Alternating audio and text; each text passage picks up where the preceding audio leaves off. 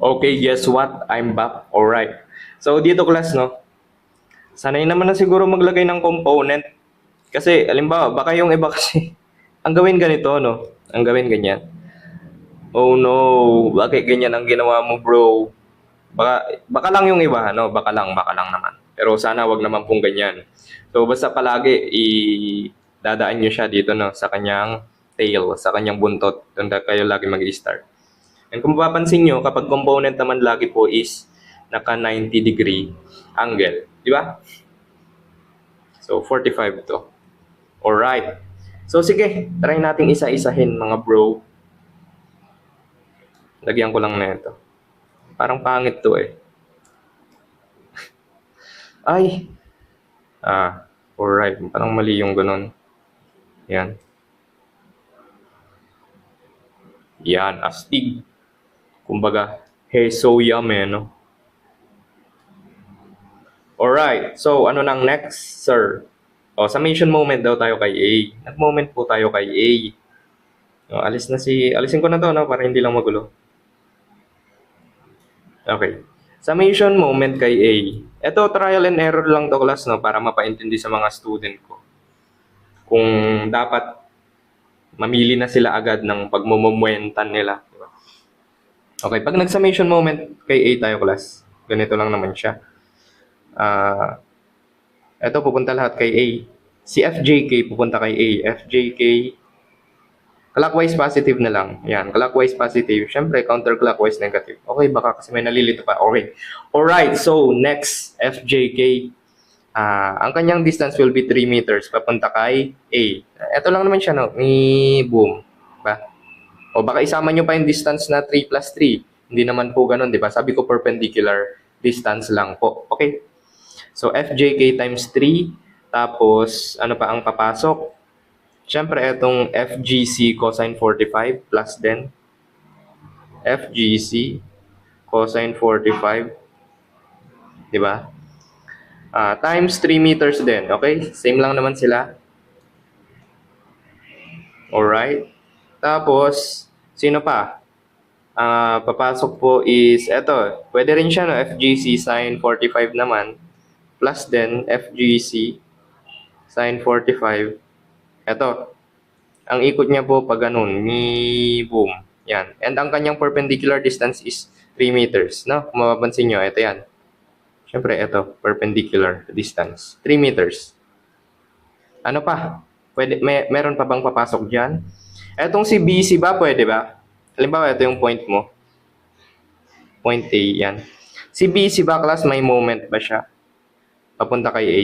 So, wala na, class, no? Kapag, sabi ko nga sa inyo, kapag ganyan, halimbawa, eto yon.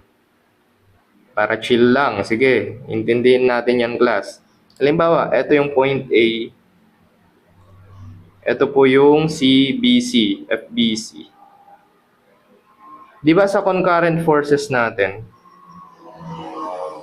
Concurrent forces. Ang mga equation lang naman natin dyan, class, di ba? Summation force X lang and summation force ng Y. So, hindi naman po included si moment dyan. So, ganun na lang siguro yung pinakasimpleng explanation. Or, kapag tumagos na siya sa point, itong BC na to, pag pinunta mo yung tail niya, pinabalik mo siya sa dati niyang anyo, tatagos lang din siya kay point A. So, kapag tumagos siya, class, wala na po siyang moment doon. Okay? So, ganun na lang. Or kung mas nalito kayo sa part na yon. So, kung mapapansin nyo, class, dito, is equal to 0, no? Is equal to 0. Yan. Kung mapapansin nyo, class, dalawa po yung unknown natin, si FJK and FGC. So, ito yung mga unknown natin. So, kailangan pa natin, class, ng isang equation para makuha yan. So, halimbawa, pwede naman po natin gamitin yung summation force ng vertical. No? Summation force ng vertical. Pag nag-summation force ng vertical tayo, class, ang makukuha na natin si FGC. Pero sa pangalawang tanong pa yun eh. Ang focus lang muna natin si FJK. No? FJK. Okay. Si FJK.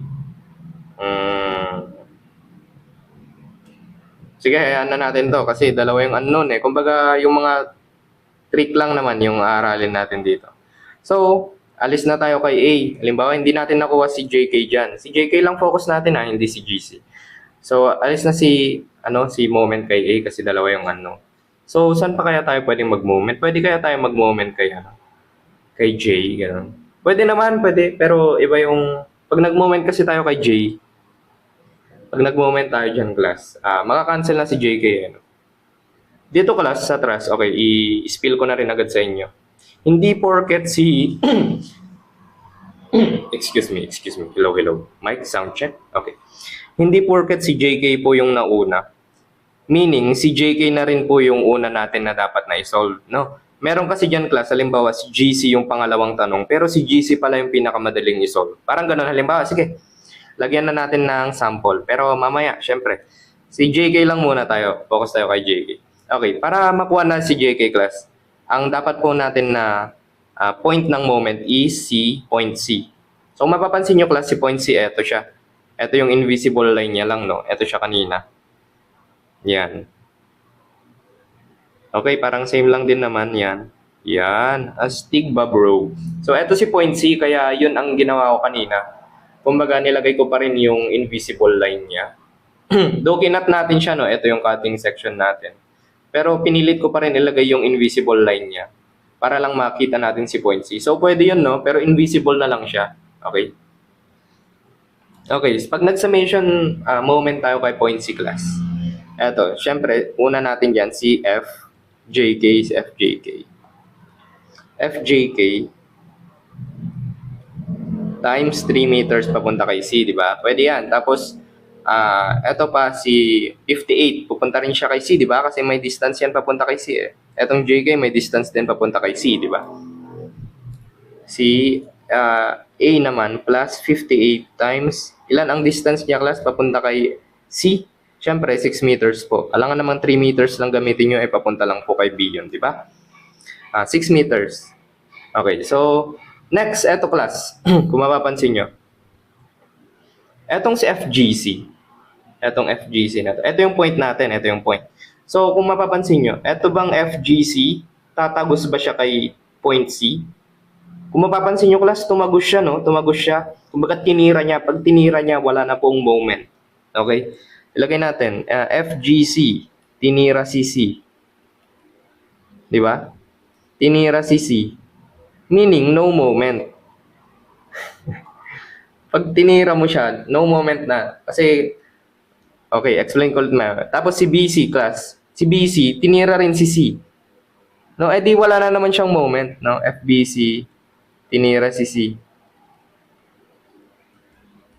No moment ulit siya. So, kung mapapansin nyo, class, ganito na lang, no? Halimbawa, sa force nyo, nag-moment tayo kay C.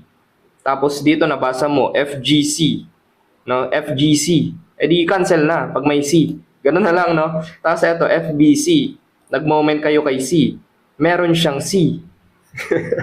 Si FBC may C. E di wala na siyang moment. Ganun lang kung mapapansin nyo. Pero syempre, ayusin natin yung explanation. Kumbaga kung drinawing po natin sa concurrent force yan. Puro tinira na, no? Si FBC, ito po yung point C. Si FBC natin, ito po siya. Di ba? FBC. Tapos si FGC, ito po yan. Yan, FGC. So kung mapapansin nyo, class, etong dalawang force na to, si FGC and FBC, nandito lang po sila kay point C. Kumbaga tatamaan lang nila, no? Sabi ko nga ulit sa concurrent force, summation force X and Y lang po yung ginagamit natin. So, wala na pong moment included sa kanila. Kumbaga, pwede na natin silang i-cancel, no? Wala na sila, hindi na sila papasok. Summation moment yung gamit natin. Wala silang moment. So, zero na. Kumbaga, ganun. So, this one will be equal to 0. Okay lang? Sana na-gets? Wala na si GC and BC. Okay. So, pag kinalcube po natin ito, alpha x times 3 minus 58 times 6 will be what? 116. Ito po ang sagot natin, 116. So, FJK natin, class, is negative. No? Negative 116 kilonewton. Okay. So, sir, negative yung nakuha namin. Di ba ang assumption po natin kanina, assumption, is tension. Assumption is tension, di ba? Pero nag-negative siya. So, ayusin lang natin. FJK po pala is 116 kilonewton na. Now, inalis na natin yung sign, ay yung negative sign. Pero, syempre, yung kanyang direction will be compression na po. So, ganun lang, no? Assumption, yan. Ganun lang naman, class, basta laging assume tension, yan. Assume tension, pag nag-negative, gagawin lang po nating positive, then compression na po siya. Okay? So, eto na yung sagot sa una. Alright. So, ano nang gagawin natin? Ano nang gagawin natin, sir, ngayon? Okay, ang gagawin naman po natin ngayon is, ano ba yung pangalawang tanong? Member GC naman, at member GC. Ito, alisin ko na siya para dito na ulit tayo magsulat. Yan, astig ba? At member GC.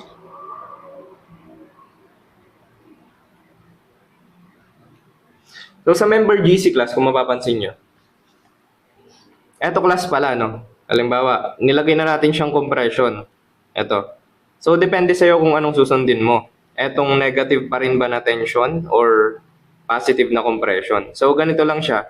Kung ang, anong tawag doon? Kung yung thrust nyo class, etong JK, di ba, naka-tension pa rin, ang magiging value niyan will be negative 116 pa rin, no? Negative 116 kilonewton. Ito yung negative. Pero class, kapag binago nyo na siya, halimbawa, eto na siya, na medyo magulo na, no? Halimbawa, ganito na siya, pag ganyan na siya, magiging 116 kilonewton positive na po siya, no? Pero sige, lagay lang natin siguro na negative muna para hindi ko na kasi mabubura yung drawing, eh. FJK is negative 116 kilonewton. So, ganyan muna para chill lang. Chilling like a villain, di ba? Okay. So, sa member GC, try natin siguro na summation force ng X. Pag nag-summation force ng X ulit tayo, class, pakanan is positive. So, try natin na para masanay kayo. Tapos para ma-realize nyo rin na, ay, hindi pala dapat ganun, sir. Parang ganun. So, halimbawa, sa FJK, na lang. So, positive pa rin siya, pero yung value niya mamaya is negative. So, FJK plus FGC cosine 45 plus FBC. So, kung mapapansin nyo, class, itong FJK is may value naman na siya, negative 116. Pero, yung FGC and FBC po natin is wala. So, wala to. X ang summation force ng X, no? So, alis yan, alis. Try natin summation force ng Y. Summation force ng Y. Ito, summation force ng Y. Upward positive or downward negative. Ganun na lang, no? Okay. So, summation force ng Y tayo, class. Ang mga makikita natin dyan at Y-axis ng mga force is, eto, si 58, no? Si 58.